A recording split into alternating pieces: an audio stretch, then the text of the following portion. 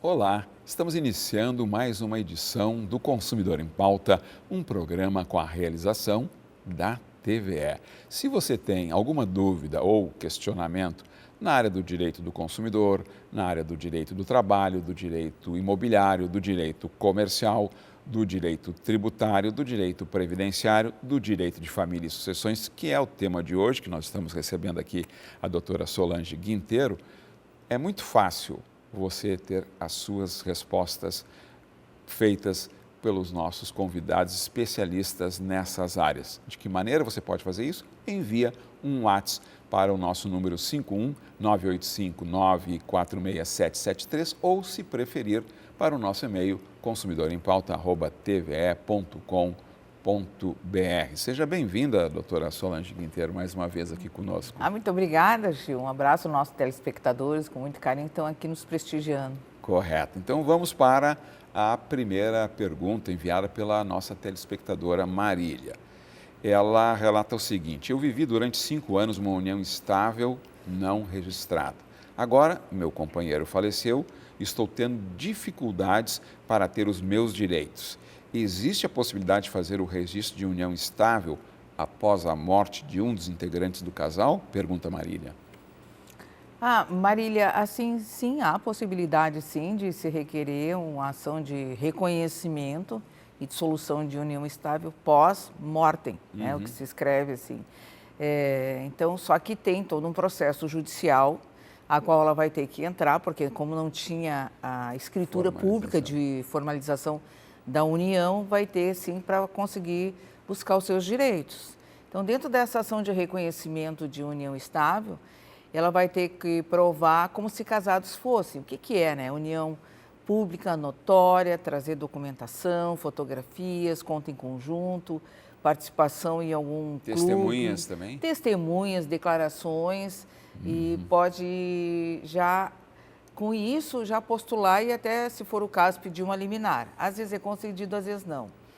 Mas tem um grande detalhe, porque aí a reconhecimento pós-mortem significa que houve a morte. Então, se porventura os herdeiros reconhecerem que ela realmente foi companheira durante esse período, eles podem no próprio inventário postular e, se os herdeiros concordarem, não há problema nenhum, o próprio juiz do inventário reconhece. Já reconhece.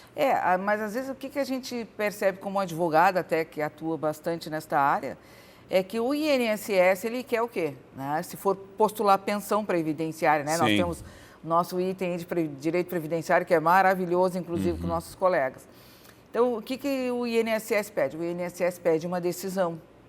Então, sim, às vezes, dependendo, né, pode pedir no inventário ser reconhecida a união estável, mas mesmo assim o INSS, a autarquia, postula uma decisão, ok? Porque se ela não tiver provas, porque tem que ter provas, algumas provas. E essa decisão vem de que provas. maneira, doutora? Através de uma decisão judicial. Então, ela tem que entrar com o pedido para... Não necessariamente, né? O direito, eu gosto do direito porque ele diz, não é objetivo, tem que fazer. Pode ser que seja aceita, para que ela consiga. Eu vou dar só um pitaco em direito previdenciário aqui, né? Fica à vontade, fica à vontade. Se ela postular a pensão previdenciária, ela vai ter que provar quanto tempo estava com ele. Então, tem alguns documentos, se não me engano, uns 4 ou 5, isso aí é um detalhe, né? Sim. Que o INSS exige. Se ele não considerar isso, aí sim pode entrar com uma ação judicial para reconhecer a união estável no período. Tá certo. Isso é bem importante até, né? Que às vezes o pessoal não sabe. E no próprio inventário, se os herdeiros concordarem, pode sim o próprio juiz do inventário aceitar e dar continuidade. Já fiz isso. Perfeito. O nosso telespectador Roger, de maneira bem curta, traz 2 questionamentos. O que caracteriza um abandono afetivo? E isso pode ser punido por lei? Pergunta o Roger. Olha, antes até de responder para o Roger, é importante enfatizar o seguinte: os filhos, nós temos deveres e obrigações com eles, né? Então, o que é o abandono afetivo? Não é a ausência da presença, não é isso, não, eu estou lá, eu estar presente. É não criar e educar, porque nós temos toda aquela história, né, de que os nossos filhos, a gente tem que ter responsabilidades, que tem que ter deveres com eles. É criar, educar, participar, porque senão só fica um. E aí eu não falo só o pai ou a mãe, né, um deles. Isso traria aí um abandono para a criança, ela se sentir. Porque todos, né, a gente quer saber quem são nossos pais. Claro. A gente tem sempre essa necessidade, eu percebo isso, que tem a necessidade de saber quem são os pais. Então, isso é bem importante, né? O abandono que se tem. Isso é o abandono afetivo. Então, uma vez eu li uma decisão, se eu não me engano foi no STJ, não me lembro bem, mas eu achei muito interessante a decisão no momento de decidir sobre o abandono afetivo. Afetivo, desculpa. Até a gente consegue, né, se emocionar com isso. Não consigo entender como é que os pais podem abandonar os filhos, mas é um outro detalhe ser meu, pessoal. Claro. Né? Amar é uma faculdade, era essa frase que estava no acordo. E amar era uma faculdade, né? E cuidar é uma obrigação. E ele pergunta também para nós se pode ser punido por lei. Isso, se pode ser punido. Na área criminal ainda não. Eu digo ainda não porque o nosso direito está evoluindo muito em relação a tudo, no direito de família, né? Em todos, e o direito de família em especial até. Mas, aí vem o mas, né? Sempre eu digo mas, o pessoal se arrepia. Existe uma responsabilidade civil, foi o que eu disse inicialmente, não com essas palavras, né? Mas os pais têm a responsabilidade para com os filhos, de criar, educar e dali as consequências. Se pode ajuizar uma ação de responsabilidade civil e aí ele pode ser condenado a um dano moral. São muitas ações, não, são poucas que eu já li, mas já ocorreu sim condenação em dano moral. Não está na questão do Roger, mas essa definição de abandono afetivo, ela está relacionada à faixa etária dos filhos até que idade? Pergunta aí que... não existe. Até os 18 anos ou não tem... até a responsabilidade que os pais têm com os filhos. Tá, mas essa responsabilidade é do nascimento até os 18 anos, depois ele é considerado maior de idade e não tem essa, entre aspas, responsabilidade afetiva? Como é que eu vou dizer assim, aí ele se torna independente. Sim. Mas também não existe esse limite, né? Tu é maior e capaz, agora tu não... Sim, não precisa mais. A continuidade se tem. Né? Às vezes eu até me lembrei agora de um caso concreto, a filha queria muito ver o pai e ela disse que o pai tinha abandonado, mas era o contrário, porque também tem esse detalhe. A mãe não deixava ela buscar. Ela se aproximar. Ela se aproximar. Aí o que aconteceu? Um dia ela me procurou aos 18 anos. Eu era advogada dele em ações de família e tal, né? Ela queria falar com o pai. E aí eu até fiz isso no meu escritório, deixei os dois e saí. E foi algo muito bacana, porque às vezes a gente acha que o abandono é de um deles, mas também tem o outro lado que... Tem fatores que acabam... Isso, né? Então é muito difícil, não dá para dizer o abandono afetivo, tu abandonou teu filho, tu pode sofrer. Tem que ver bem quais são as razões, cada caso é um caso. A próxima questão foi enviada pela nossa telespectadora Catarina, e ela traz também uma expressão que eu confesso que já ouvi falar, mas não exatamente em família e sucessões. Ela diz que ouvir falar que existe a herança digital. Eu só tinha ouvido falar dos filhos do Steve Jobs, tá? Mas ela está perguntando, brincadeiras à parte, doutora Solange.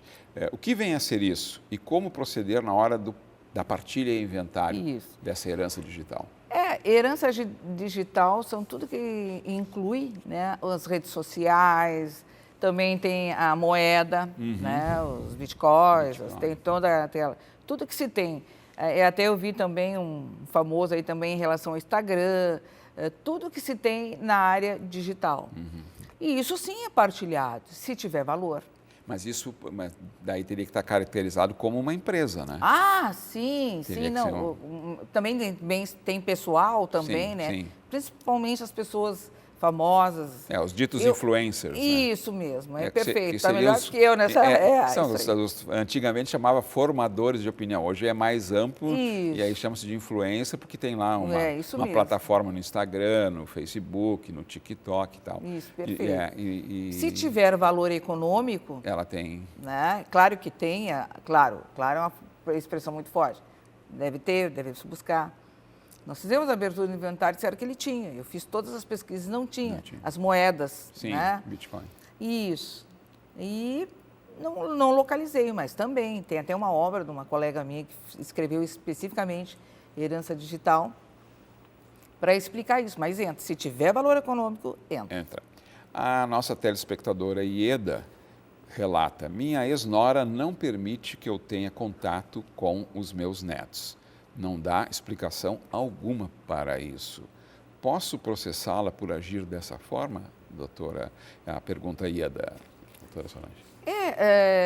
Eu digo o seguinte, assim, primeiro tem que saber o motivo pelo qual ela não deixa. Claro que a gente sabe que o direito de família é muito nevrálgico, esse tipo de situação, de sentimento. Mas a senhora tem, sim, direito a postular uma ação de regulamentação de visitas. Os avós têm esse direito. Assim como às vezes os avós são solidários na pensão, também relativamente à visita. Ela pode entrar com ação judicial, postular.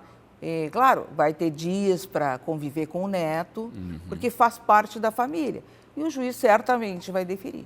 E isso é um processo rápido ou ele O processo, eu não posso dizer que o processo é rápido, mas se for um pedido de liminar aonde se postula, o juiz, se tiver todas as condições mostrando, tu não vai ver porque eu não quero, porque hoje a gente tem as provas, né?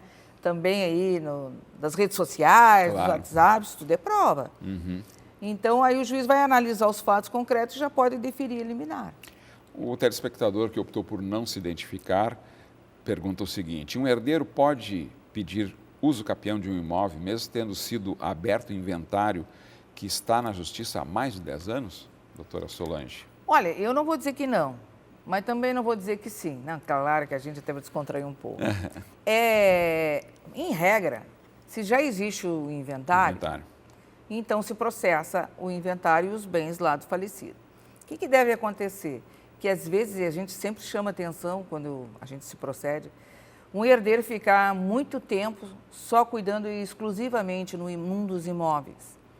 E aí sim, ele até pode pedir, tem que ter os requisitos do uso capião, só que ele tem que ter um domínio sobre isso, ou seja, ele não pode ser incomodado com a posse.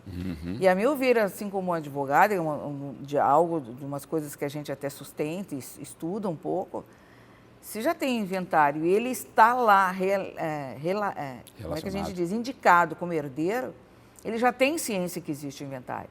Ele já tem ciência que o imóvel não é só dele. Mas pode sim, né? Então, em regra não, vamos colocar assim, mas até pode postular em relação ao caso concreto e como estão as coisas. Ele vai dizer, eu sempre paguei IPTU, sempre fui eu que construí, mas aí tem um detalhe que ele vai ter que conseguir provar. Se ele pagou IPTU, porque ele morava no imóvel. Então, tem todo um outro lado que a gente poderia falar bem mais, mas vamos deixar para a próxima. Tá certo.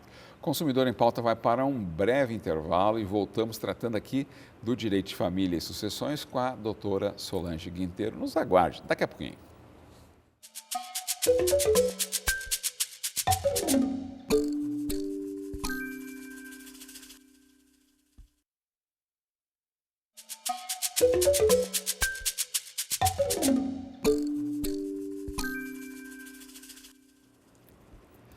Consumidor em Pauta está de volta. Esse programa, com a realização da TVE, está tratando hoje do direito de família e sucessões, recebendo aqui a doutora Solange Guinteiro, que é uma especialista na área, está atendendo as perguntas, respondendo as perguntas e os questionamentos enviados pelos nossos telespectadores para o nosso WhatsApp 51985946773 ou então foram enviados para o nosso e-mail consumidorempauta@tve.com.br. A próxima questão, doutora Solange, é da nossa telespectadora Fátima.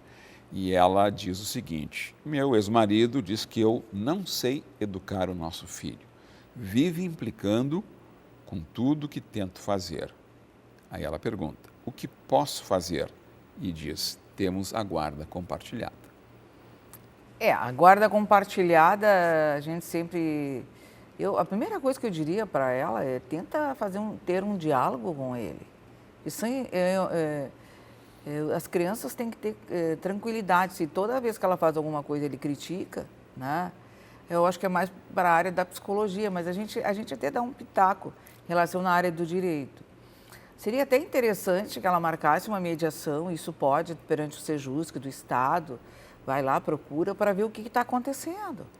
A mediação é um diálogo que tem com o mediador, as partes, mas até advogados às vezes. Agora parece que na família existe uma decisão do CNJ que tem que ter.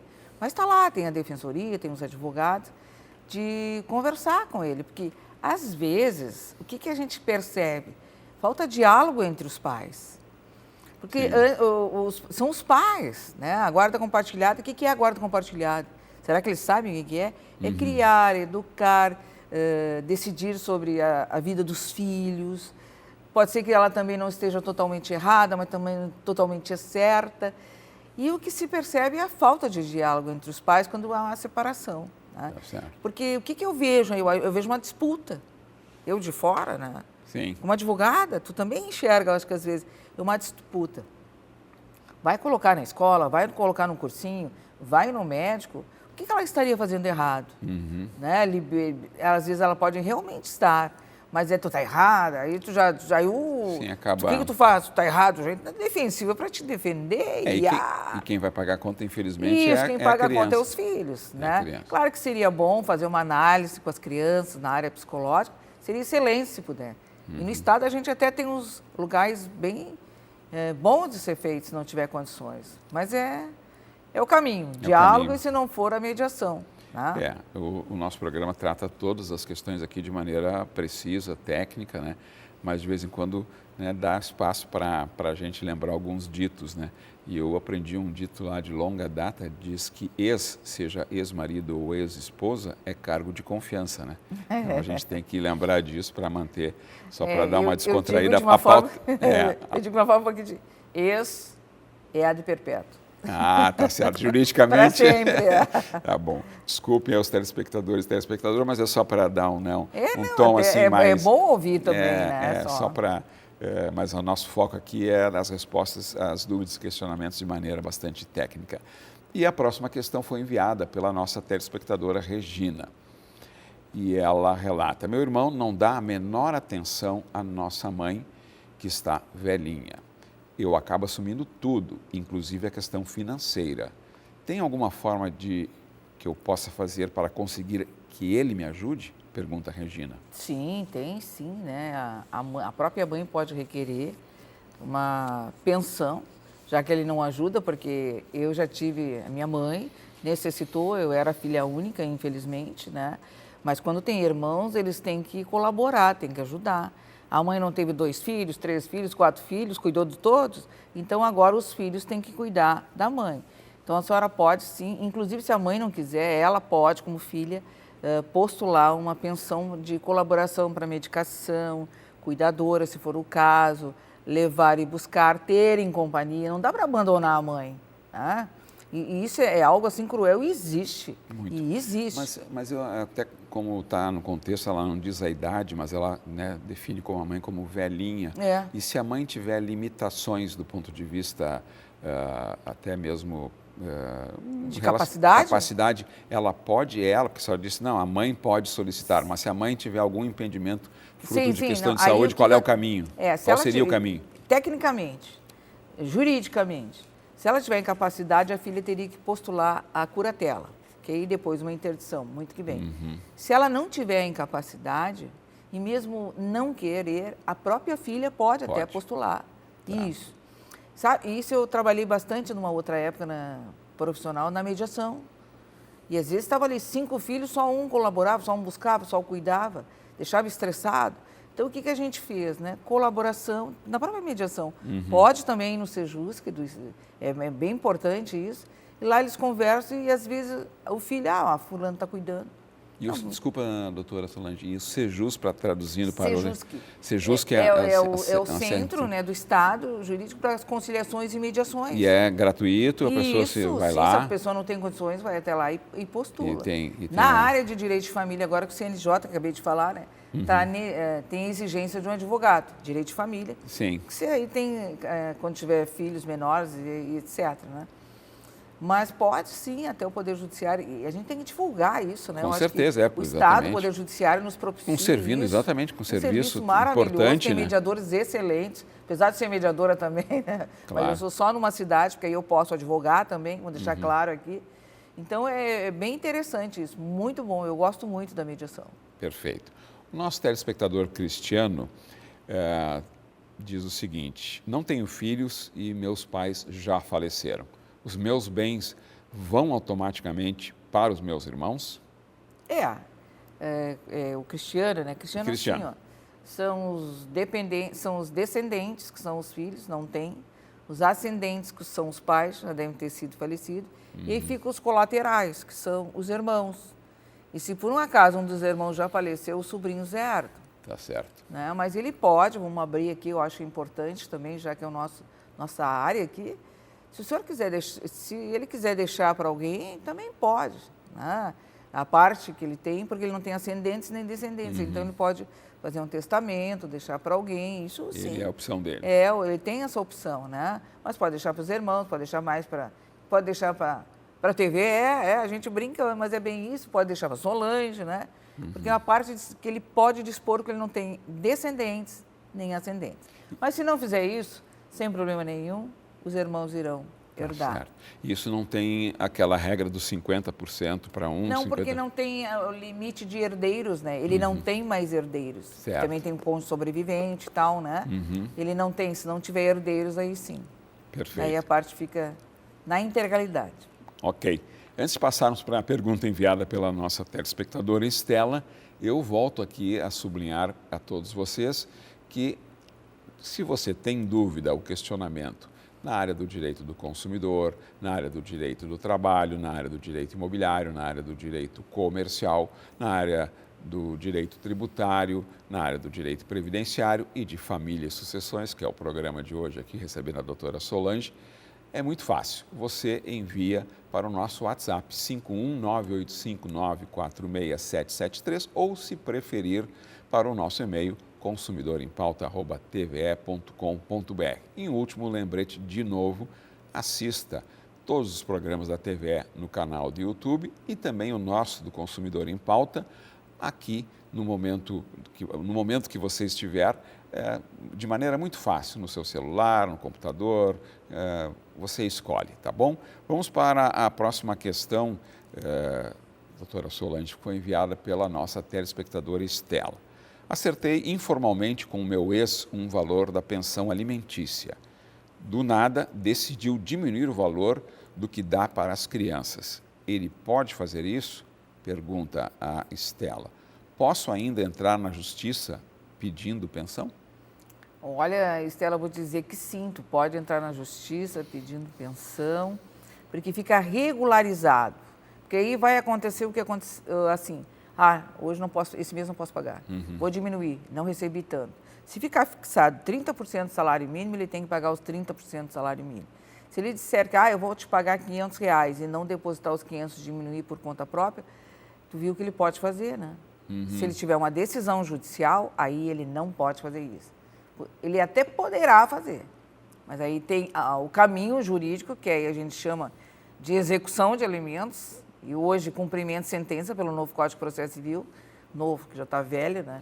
Pelo Código de Processo Civil. Então, isso é interessante para a responsabilidade de pagar os alimentos, e não só pagar os alimentos, também realizar por escrito, lá perante o juiz, a regulamentação e a convivência com os filhos. Certo. Isso é muito importante.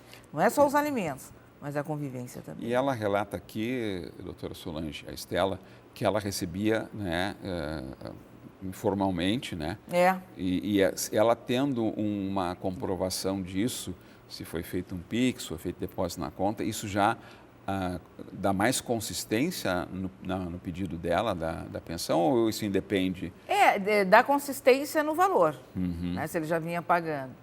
Mas não na obrigação, porque aí é norma legal. É norma legal. Isso. Tá certo. Os pais, eu sempre digo isso, tem que contribuir com os filhos para criar e educar. Tá e aí certo. se paga a pensão de alimentos. Tá certo. Que são ambos, né?